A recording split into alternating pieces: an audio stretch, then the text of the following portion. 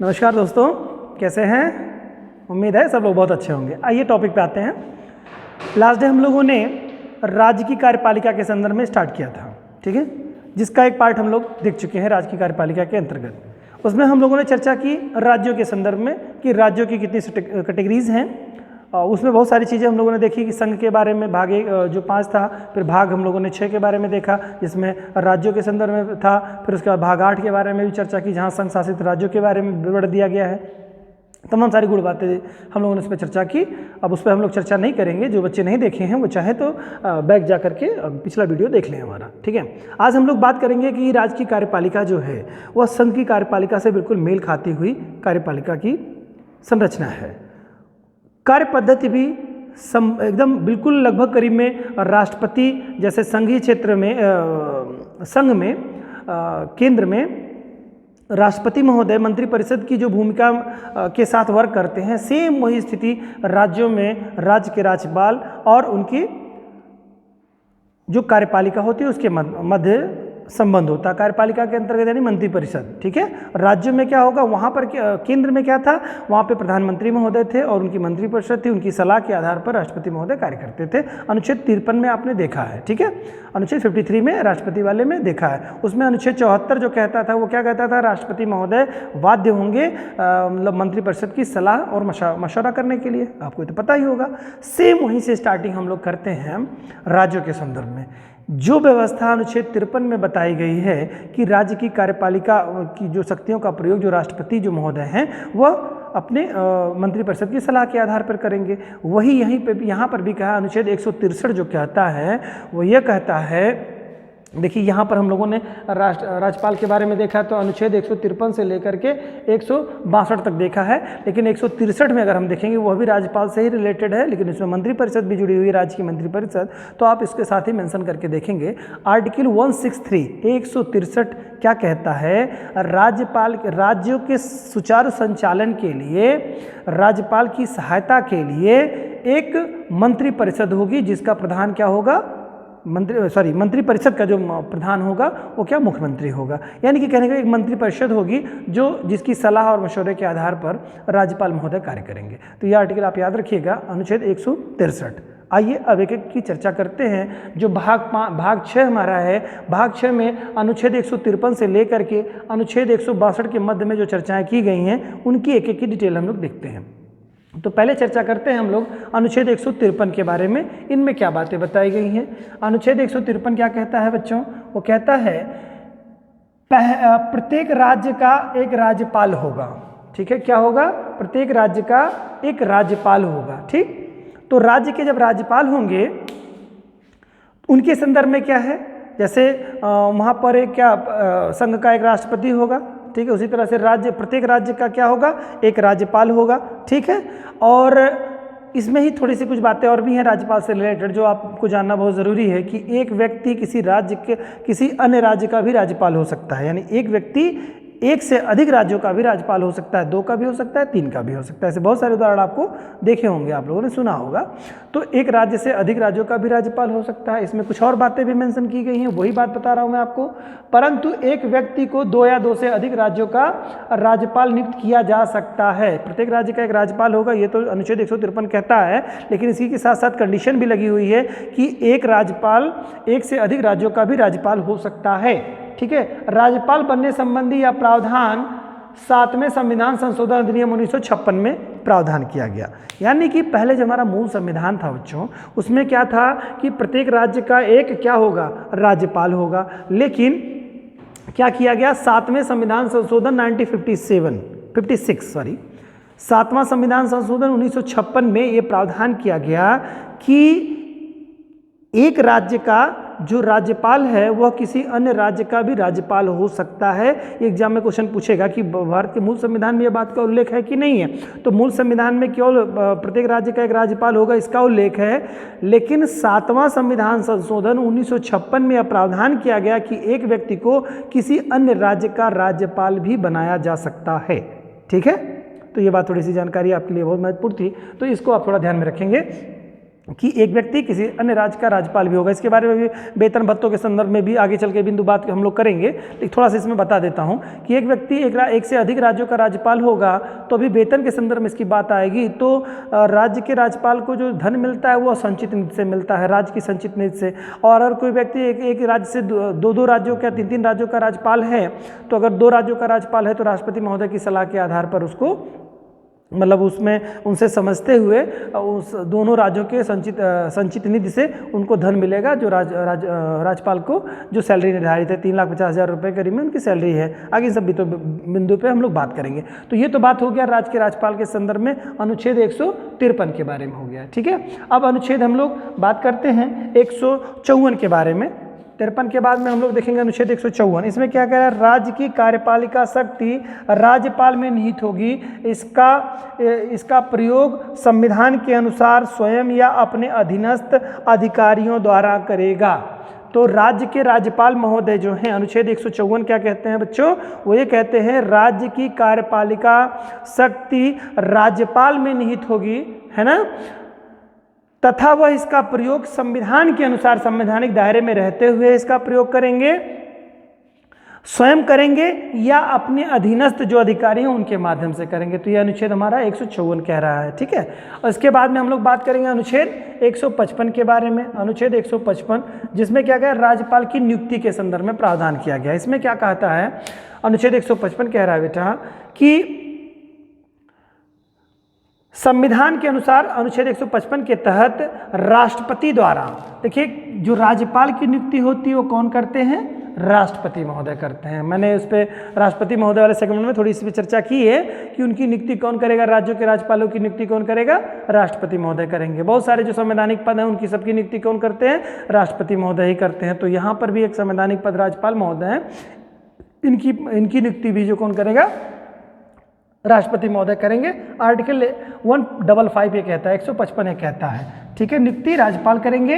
राज्यपाल का नाम केंद्र सरकार के निर्देशित होगा, यानी कि जो राज्य का राज्यपाल बनाया जाएगा जिस व्यक्ति को, वो उसको बनाएंगे तो राष्ट्रपति महोदय, लेकिन उस राज्य की जो कार्यपालिका है यानी मंत्री परिषद है उनकी सलाह के आधार पर वो बनाए जाएंगे। ऐसा नहीं कि राष्ट्रपति महोदय अपने मन से किसी व्यक्ति को किसी राज्य का राज्यपाल बना देंगे।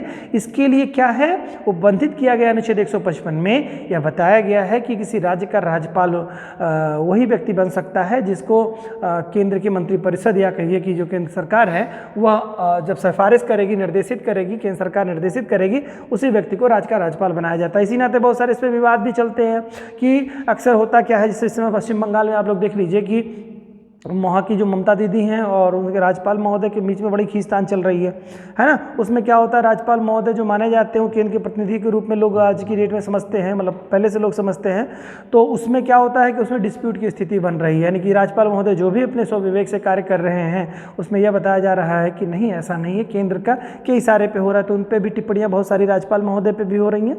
तो राज्यपाल का पद देखिए केंद्र की सिफारिश के होने के नाते वो थोड़ा सा संदेह के घेरे में थोड़ा सा लोगों को आता है, खासतौर से तब की स्थिति में ये विवाद आपको देखने को मिलता है कि जब केंद्र सरकार और राज्य सरकार में तालमेल बेहतर ना हो। तो जब केंद्र सरकार और राज्य सरकार के मध्य में तालमेल नहीं होता है तो उस स्थिति में राज्यपाल और राज्यों के मध्य में तालमेल बैठ नहीं पाती, क्योंकि राज्यपाल एक तरह से कहिए केंद्र के द्वारा निर्देशित बातों को ही उसमें इंप्लीमेंट कराने की कोशिश में लगे रहते हैं, जो कि राज्य सरकार को पसंद नहीं होता है। तो दोनों के मध्य में खींचतान की स्थिति बनी रहती है, तनाव की स्थिति बनी रहती है, ठीक है। तो ये बात थी इसमें। तो किसकी सिफारिश पर, केंद्र की सिफारिश पर राष्ट्रपति महोदय राज्यपाल की नियुक्ति करते हैं, किंतु यह एक स्वतंत्र और संवैधानिक पद है, यानी कि आप ये जान लीजिए संविधान में यह स्वतंत्र और एक संवैधानिक पद के रूप में है, ठीक है।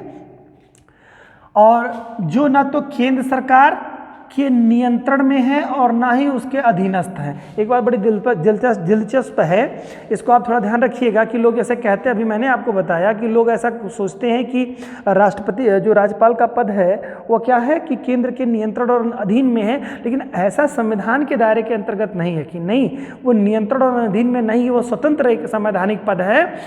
लेकिन फिर भी कुछ चूँकि नियुक्ति उनकी सिफारिश पे ही होता है, इस नाते वो उनके साथ इस तरह का बर्ताव किया जाता है। और यह जो एक वाद था, पहले ऐसा नहीं था, पहले विवाद चला, वाद हुआ हरगोविंद पंत बनाम रघुकुल तिलक वाद में सुप्रीम कोर्ट ने यह बात बताई कि जो राज्यपाल का पद है यह क्या है, एक संवैधानिक पद है, ठीक है, जो ना तो केंद्र सरकार के अधीन है, ठीक है, केंद्र सरकार के ना तो नियंत्रण में, अधीन देखिए एक तरह से नियंत्रण के अंतर्गत यानी कि कंट्रोलिंग पावर में उस रूप में नहीं है कि पूरी तरह से प्रतिनिधि ही है और जो केंद्र सरकार कहेगी वही राज्यपाल महोदय कहेंगे, ऐसा नहीं है। तो यही कहने का मतलब हरगोविंद पंत बनाम रघु तिलक वाद जो है ये सुप्रीम कोर्ट में इसमें डिसीजन दिया था। तो ये वाद आप रखिएगा किससे रिलेटेड है, तो राज्यपाल की शक्ति के बारे में, राज्यपाल के बारे में है। राज्यपाल में जिसमें ये बताया गया है कि राज्यपाल महोदय क्या हैं, न तो केंद्र सरकार के नियंत्रण में है और ना ही उनके अधीनस्थ हैं, यानी कि ना तो उनके अधीन है ना ही नियंत्रण, यानी एक तरह से जैसे राष्ट्रपति स्वतंत्र रूप से हैं उसी तरह से राज्यों के राज्यपाल भी स्वतंत्र हैं,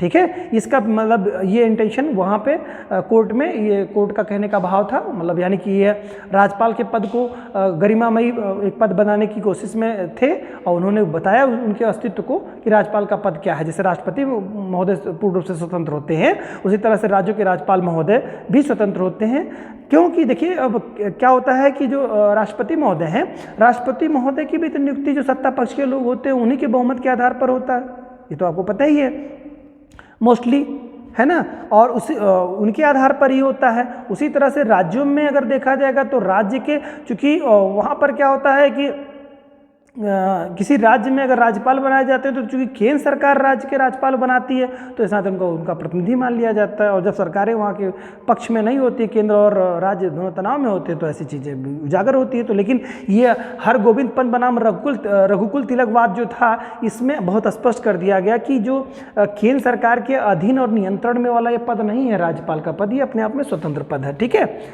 ये बात ध्यान रखिएगा। और एक चीज़ और भी, एक व्यक्ति को एक से अधिक राज्यों का राज्यपाल नियुक्त किया जा सकता है, यह भी बात बताएगी। तो ये तो नियुक्ति के संदर्भ में राज्यपाल के महोदय के हो गए, जो अनुच्छेद 155 के अंतर्गत दिया गया है। आगे बात करते हैं बच्चों अनुच्छेद 156 के बारे में। अनुच्छेद 156 क्या कहता है, राज्यपाल का कार्यकाल। देखिए सारे जो संवैधानिक पद हैं जैसे मंत्री परिषद है, चाहे वो राज्य की मंत्री परिषद हो चाहे केंद्र की मंत्री परिषद हो, वहीं राष्ट्रपति में भी आपने देखा राष्ट्रपति महोदय का कार्यकाल 5 वर्ष का होता है, ठीक है। और इसी तरह से आप यहाँ पर भी देखेंगे इनके कार्यकाल के बारे में राज्यपाल महोदय के, तो इनका भी एक्चुअल में कार्यकाल 5 वर्ष का ही होता है। जब शपथ लेते हैं तो उसे 5 साल के मध्य में ही इनका कार्यकाल रहता है। लेकिन होता क्या है कि समय से पहले भी अगर ये इस्तीफा देते हैं तो भाई वो चले जा सकते हैं, ठीक है, ये व्यवस्था की गई है। तो ये एक व्यवस्था है इनका, राज्यपाल का जो कार्यकाल है इनका, इसके बारे में इसमें बताया गया है। साथ ही साथ इसी में और भी बहुत सारे वेतन भत्ते उत्ते के बारे में तमाम सारे डिटेल इसमें दिया है। कई सारे इसमें उपखंड दिए गए, उन उपखंडों में क्या बताया गया कि राज्यपाल का जो वेतन और भत्ता होगा, राज्यपाल को लगभग 3,50,000 रुपये उनको वेतन के समतुल्य, मतलब कि वेतन उसके दिया जाएगा, 3,50,000 का वेतन उनको दिया जाएगा। और ये जो वेतन दिया जाएगा वो कहाँ से दिया जाएगा, राज्य की संचित निधि से, कंसोलिडेटेड फंड ऑफ स्टेट से दिया जाएगा। वहीं पर हम लोग देखें राष्ट्रपति महोदय के बारे में, तो राष्ट्रपति को कहाँ से दिया जाता था, उनकी सैलरी जो कंसोलिडेटेड फंड ऑफ इंडिया से दिए जाते थे, यानी भारत की संचित निधि से दिए जाते थे, यानी संघ की जो संचित निधि वहाँ से दिए जाते थे।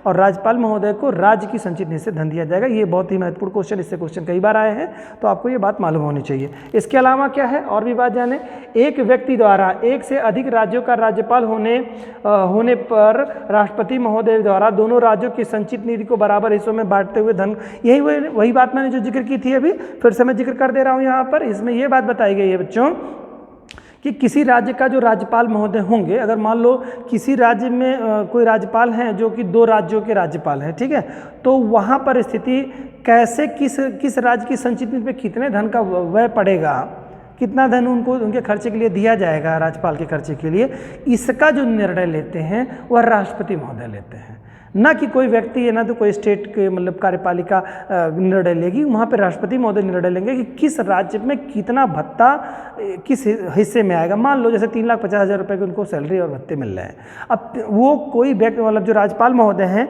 अब 2 राज्यों के राज्यपाल हैं, है ना, तो उनको क्या किया जाएगा, तो दोनों के राज्यों की संचित निधि पर वर्णन किया जाएगा। यानी कि राज्यपाल अगर चाहें तो किसी मान लो कोई जो राज्यपाल हैं उत्तर प्रदेश के भी हैं, बिहार के हैं, तो उनके दिमाग में कुछ ऐसा निर्णय आता है राज्यपाल महोदय का, राष्ट्रपति महोदय का, जिसमें ये बात बताई जाती है कि 2 लाख रुपए राज्य की संचित निधि से उत्तर प्रदेश देंगे उनकी सैलरी के लिए और 1.5 लाख रुपए जो है बिहार देगा। तो ये निर्णय कौन करेगा, ये राष्ट्रपति करेंगे, उनके संदर्भ में सैलरी को लेकर के जो है मतलब उनको भत्ते वगैरह को बांटा जाएगा। तो ये तो बात थी अनुच्छेद 156 के बारे में, ठीक है। अब बात करते हैं कि राज्यपाल होने के लिए क्या क्या अहर्यताएँ हैं, ठीक है, क्या क्या योग्यताएँ होनी चाहिए, किन योग्यताओं को रखते हुए कोई व्यक्ति किसी राज्य का राज्यपाल हो सकता है। आइए, इसके अंतर्गत 2 अनुच्छेद हैं, अनुच्छेद 157 है और अनुच्छेद 158 है, इनके बारे में चर्चा करते हैं। तो अनुच्छेद 157 जो कहता है बच्चों, वह कहता है राज्यपाल का पद नियुक्ति के लिए दो योग्यताएं होनी चाहिए। एक तो भारत का नागरिक होना चाहिए, दूसरा 35 वर्ष की आयु पूरी कर चुका हो। राज्यपाल बनने के लिए 2 ही योग्यताएं होनी चाहिए, वह अनुच्छेद 157 में वर्णित किया गया है, ठीक है। और उसको भारत का नागरिक होना चाहिए और 35 वर्ष की आयु पूरी कर चुका हो। और उसके लिए जैसे राष्ट्रपति वगैरह के लिए और जगहों पर ये आवश्यक है कि वह मतलब भारत में जन्मा हुआ हो ना, भारत में उसका मूल जन्म हुआ हो भारत में, ये उन पदों के लिए। लेकिन राज्यपाल के पद के लिए ऐसा नहीं व्यवस्था की गई। राज्यपाल के पद के लिए जन्म से भारत का नागरिक होना आवश्यक नहीं है, यानी कि किसी का बाय बर्थ वो भारतीय नहीं रहा है, भारत में नहीं जन्मा है, तो उसको कोई ज़रूरी नहीं है वह भी राज्य का राज्यपाल हो सकता है। लेकिन बाकी और पदों के लिए, राष्ट्रपति के पद के लिए, उपराष्ट्रपति के लिए, तो उसको भारत में जन्मा हुआ व्यक्ति होना चाहिए, उसके लिए मस्ट है, ठीक है। तो ये थोड़े से अंतर हैं राष्ट्रपति और राज्यपाल महोदय के मध्य में, ठीक है। चलिए आगे बात करते हैं इसके बारे में। अनुच्छेद ये तो हो गया 157, और दूसरी योग्यता क्या, अहर्यता क्या मांगते हैं, अनुच्छेद 148 में 58 में क्या कह रहा है, 158 में राज्यपाल संसद के किसी सदन या किसी राज्य के विधानसभा मंडल के किसी सदन का सदस्य नहीं हो सकता है, और यदि वह किसी सदन का सदस्य है तो राज्यपाल के पद पर नियुक्ति की तिथि से उसे उस सदन से में उसका स्थान रिक्त समझा जाएगा। यह कोई लाभ का पद धारण नहीं कर सकता। देखिए वही राष्ट्रपति महोदय के लिए जो था, यानी कि कोई व्यक्ति जैसे ही राष्ट्रपति बनते थे तो किसी भी सदन के अगर वो सदस्य होते थे तो उसमें क्या होता था, उनकी सदन की सदस्यता क्या हो जाती थी, समाप्त तुरंत हो जाती थी जैसे उनको पद मिलता था, और कोई लाभ का पद धारण नहीं कर सकते थे। तो लाभ का पद धारण करने का मतलब कोई गवर्नमेंट जॉब में आप नहीं रह सकते, चाहे वो राज्य सरकार की कोई गवर्नमेंट जॉब हो, चाहे वो केंद्र सरकार की गवर्नमेंट जॉब हो। सेम वही चीज़ राष्ट्रपति महोदय के साथ भी लागू होती है। अनुच्छेद 158 यही कह रहा है कि किसी लाभ के पद पे नहीं हो सकते, यानी कि किसी सरकारी सेवा में, केंद्रीय राज्य स्तर की या कोई निगम की वैसी सेवा में आप नहीं हो सकते हैं, ठीक है, लाभ के पद पे नहीं रहेंगे। और किसी सदन के आप मेंबर नहीं हो सकते, किसी राज्य की विधानमंडल की किसी सदन से हो, चाहे केंद्र के विधानमंडल के किसी सदन से हो, आप उसमें सदस्यता ग्रहण नहीं, मतलब उनकी सदस्यता समाप्त हो जाएगी जैसे ही आप राज्यपाल नियुक्त होंगे। बस इतनी सी बात इसमें बताई गई, अनुच्छेद 158 में बताई गई, ठीक है। अब अगला है अनुच्छेद राज्यपाल के शपथ और प्रतिज्ञान के बारे में। तो इसमें क्या बताया गया है, राज्यपाल महोदय का जो शपथ होगा वो कौन दिलाता है।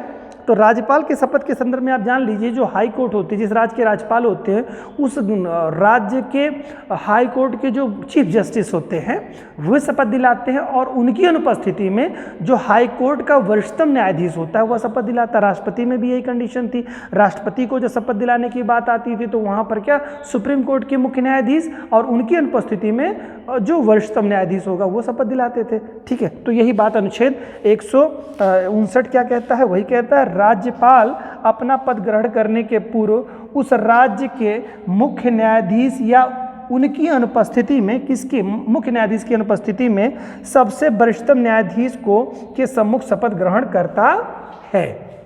क्या करता है, सबसे वरिष्ठतम व्यक्ति के मध्य में जो सबसे वरिष्ठ होंगे उनके सामने जा करके क्या करते हैं, शपथ को ग्रहण करते हैं, ठीक है। तो राज्यपाल के शपथ और ज्ञान के संदर्भ में बताया गया है, ठीक है। और इसके अलावा अनुच्छेद 160 में अगर देखेंगे, अनुच्छेद 160 जो कहता है, यही बता दे रहा हूँ मैं, आर्टिकल 160 के बारे में, अनुच्छेद 160 जो कहता है वह राज्यपाल की आकस्मिकताओं में राज्यपाल के कार्यों के बारे में, यानी इमरजेंसी वगैरह कुछ आपातकालीन स्थितियां जैसे होती हैं, कभी कभी क्या होता है कि विधानमंडल में लोग चुन करके आ जाते हैं और उसमें ये नहीं समझ में आता, किसी को पूर्ण बहुमत की स्थिति नहीं होती है, तो राज्यपाल महोदय क्या करते हैं कि उनको अपने स्वविवेक का प्रयोग करते हुए उनको नियुक्त करते हैं, मतलब बताते हैं कि कौन सरकार के रूप में आएगा। तो उसमें आकस्मिकताओं में राज्यपाल के कृत्यों का निर्वहन के बारे में, किस आकस्मिकताओं में राज्यपाल के